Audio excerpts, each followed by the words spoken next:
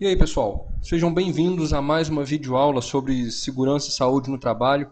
Hoje, no nosso encontro 14, nós vamos falar sobre a NR7, o PCMSO, o Programa de Controle Médico de Saúde Ocupacional. Nessa nossa videoaula, lógico, como em todas as anteriores, eu não vou tratar sobre tudo que a norma diz.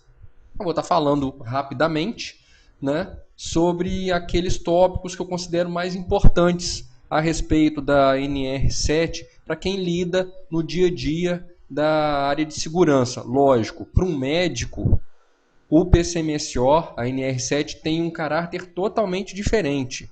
O meu objetivo com essa videoaula é justamente falar a respeito da parte prática do PCMSO, que envolve tanto a fiscalização, quanto o acompanhamento, quanto o conhecimento também de quem trabalha ou pretende trabalhar na área.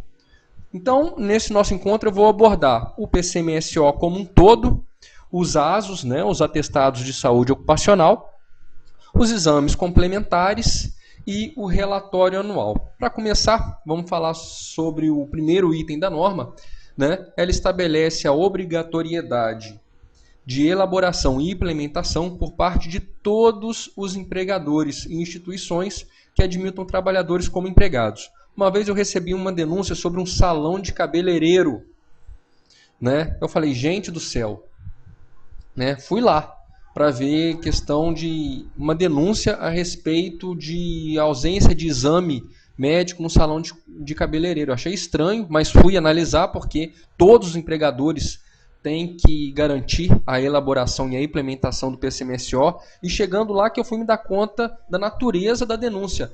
Era um salão minúsculo, né, com mais trabalhador e secador e produto químico e gás do que cliente. Então foi realmente, né, além do PCMSO, a gente solicitou uma série de outras medidas ambientais que acabou ficando de acordo com o que a norma exige, né? Mas continuando, né, a obrigatoriedade da elaboração por parte de todos os empregadores do PCMSO, com o objetivo de promoção e preservação da saúde dos trabalhadores.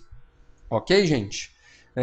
O item 712, essa NR estabelece os parâmetros mínimos e diretrizes gerais a serem observados na execução do PCMSO. Como toda norma, a NR7 diz a parte mínima. Se o médico responsável pelo programa quiser ir além, lógico, é até preferível, né? O PCMSO deverá ter caráter de prevenção, rastreamento e diagnóstico precoce dos agravos à saúde relacionados ao trabalho. Gente, caráter de prevenção. Se você pega um PCMSO que não traz determinada função que é encontrado naquele estabelecimento, o PCMSO deixa de ter esse caráter prevencionista.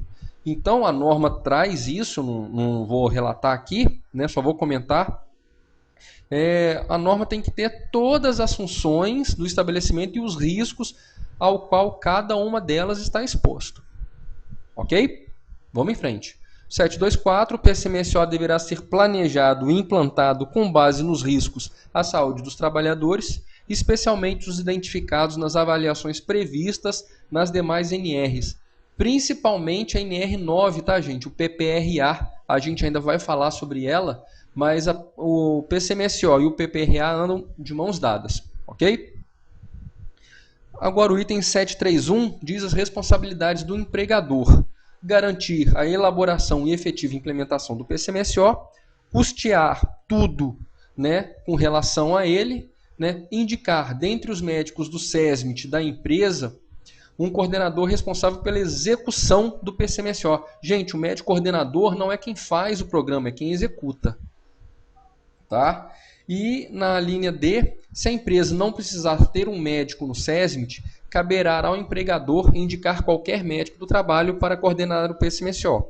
Nas nossas videoaulas 8 e 9, eu venho falando sobre a NR4, mas quem se interessar no nosso blog sabino.sst.blogspot.com, além de um link para leitura da NR7 na íntegra, eu também repito o link para acesso à NR4, e quem tiver interessado em receber uma planilha que eu elaborei para o dimensionamento do SESMIT, é só me enviar um e-mail solicitando, tá, gente? É o sabino.sst@gmail.com. Essa planilha funciona para todo estabelecimento com até 5.000 trabalhadores, né? De 5.001 em diante, eu peço para que vocês consultem o quadro 2 da NR4, mas todo estabelecimento do grau de risco 1 a 4, né, até 5.000 trabalhadores, é só você lançar a quantidade total de empregados no local nessa planilha que ela vai te dar todo o dimensionamento correto do SESMIT. Aos interessados é só me enviar um e-mail, ok? Vamos seguindo que eu já estou atrasado. Né? Compete ao médico coordenador realizar os exames médicos ou encarregá-los ao profissional familiarizado com os princípios da patologia ocupacional e suas causas, né? E garantir que os exames complementares sejam realizados por quem entende do assunto. Né? O exame complementar é sempre aquele mais aprofundado. Lógico que você não vai mandar para alguém que desconhece o assunto. Né? Não está com essa redação na norma, mas aqui é só para explicar. Né? O PCMSO deverá incluir a realização obrigatória dos exames médicos admissional, periódico, de retorno ao trabalho, mudança de função e o demissional. Esse item tem praticamente 50% da NR7. Tá? Vamos detalhar cada um deles. Exames médicos. Avaliação clínica, anamnese, exame físico, exame mental e os exames complementares. Uma audiometria, uma espirometria, um TGO, TGP, raio-x de tórax, enfim. Quando o médico achar necessário ou a NR exigir, a NR7, um dos seus anexos, ela traz uma relação de exames complementares obrigatórios, dependendo da exposição aos riscos. Tá? O exame admissional, né, realizado antes do trabalhador assumir suas atividades, e aqui eu queria chamar a atenção, gente, antes. Tá? A gente já abordou também esse assunto numa videoaula anterior, né? Para quem quiser, basta dar uma olhada no nosso blog, eu não lembro de cabeça agora qual foi, mas no nosso blog está relatado lá qual videoaula é essa. Né? O exame médico periódico, ele deve ser realizado anualmente ou a intervalos menores, no caso de trabalhadores expostos a riscos. Quem vai determinar esse intervalo é o próprio médico ou um auditor fiscal formado em medicina. Tá? Realizado também anualmente para trabalhadores menores de 18 anos ou maiores que 45 anos, né? Independentemente de expostos a riscos ou não, né? E nos demais casos, trabalhadores têm que realizar o exame médico periódico a cada 2 anos no máximo. Né? O exame médico de retorno ao trabalho, né, realizado obrigatoriamente, gente, no primeiro dia de volta ao trabalho. Não é antes, não é depois. O retorno ao trabalho tem que ser obrigatoriamente no primeiro dia de retorno. Né, para todo trabalhador que ficou ausente por período igual ou superior a 30 dias por motivo de doença ou acidente.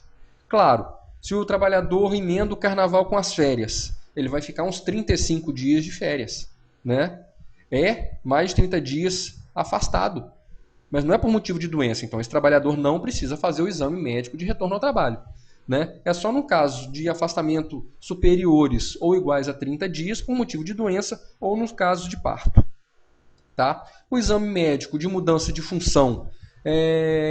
A norma determina que toda e qualquer alteração de atividade, posto de trabalho ou de setor que implique a exposição do trabalhador a risco diferente daquele a que estava exposto antes da mudança. Por exemplo, você é auxiliar administrativo e vira gerente administrativo. Você está mudando de função, mas os riscos são os mesmos. Então você, nesse caso, não precisa fazer o exame médico de mudança de função. É só quando a exposição aos riscos se modifica. Ficou claro, gente?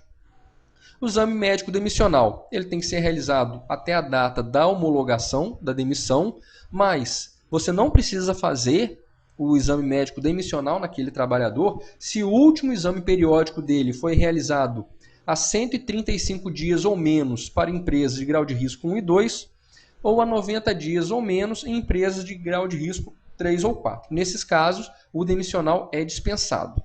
Ok? Para cada exame realizado, o médico emitirá um ASO em duas vias. A primeira via fica no local de trabalho à disposição da fiscalização, seja esse local qual for, tá, gente? Frente de serviço, estabelecimento, qualquer local de trabalho, o ASO do trabalhador tem que estar lá à disposição da fiscalização. E a segunda via será entregue ao trabalhador mediante recibo na primeira via. O PCMSO deverá obedecer a um planejamento em que estejam previstas as ações de saúde a serem executadas durante o ano, devendo estas ser objeto do relatório anual. Gente, isso traz muita dúvida, então eu vou abordar o relatório anual aqui com mais atenção. Primeiro item, o relatório é anual. Não é o PCMSO, gente, que é anual. É o relatório. Tá? Algumas características dele. Deverá discriminar por setores da empresa a quantidade e a natureza dos exames médicos realizados, incluindo as estatísticas dos resultados considerados anormais e um planejamento de ações para o ano seguinte. Num dos anexos da NR7, tem uma sugestão lá de modelo de relatório anual. Você dando uma olhada não vai ter maiores dificuldades não. Tá? Deverá ser apresentado e discutido na CIPA. Uma cópia do relatório anual deverá ser anexado na ata da reunião. Eu nunca vi isso. Eu nunca vi nenhum relatório anual anexado em ata da CIPA. E se você perguntar, pelo menos isso sempre acontece comigo, sempre que eu pergunto se o pessoal já discutiu o relatório anual, ninguém sabe do que se trata. Né? E o relatório anual deverá ser mantido de modo a proporcionar imediato acesso à fiscalização. Né? É um documento que tem que estar disponível também em qualquer estabelecimento.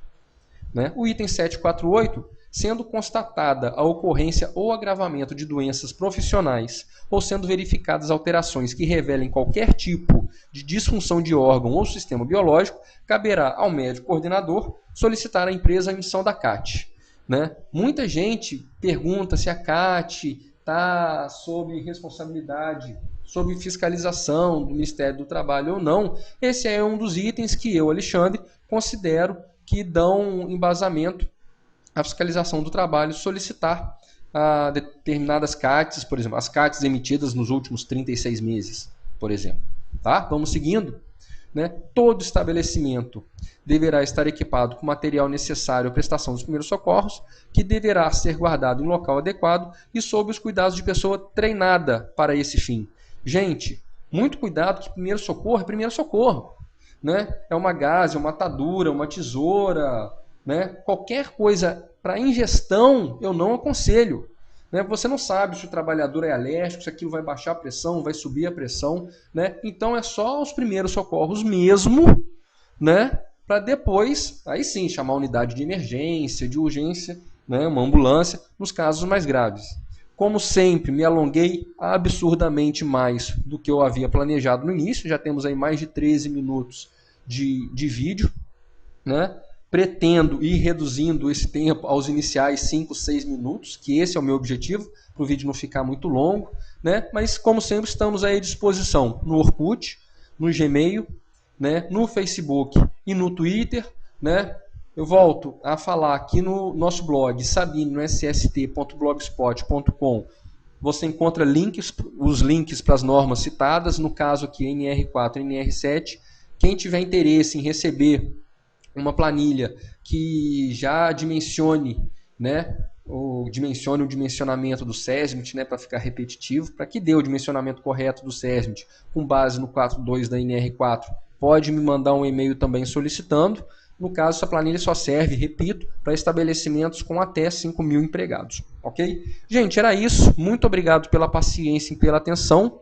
Né? Um bom trabalho a todos. Fiquem com Deus e até a próxima, se Deus quiser. Um grande abraço e tchau.